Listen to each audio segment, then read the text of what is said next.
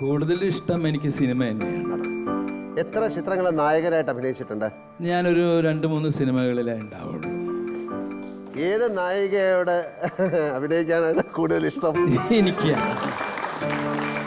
മനസ്സിലുള്ളത് മഞ്ജു വാര്യർ, നവ്യ നായർ, ഇപ്പോഴത്തെ കുട്ടികളില്ലേ മീര, ഈ മീര, ഞാൻ പറഞ്ഞ പക്ഷെ കിട്ടുന്നത് അതൊക്കെയാണ് നമ്മുടെ മനസ്സിലുള്ളത്. പക്ഷെ ലളിത തന്നെയാണ് മക്കളെ അന്ന് തുടങ്ങി ഇന്ന് വരും. ആലീസ് ചേച്ചി ദേഷ്യം വരുമ്പോ വിളിക്കുന്ന പേരെന്താണ് നിങ്ങളെ?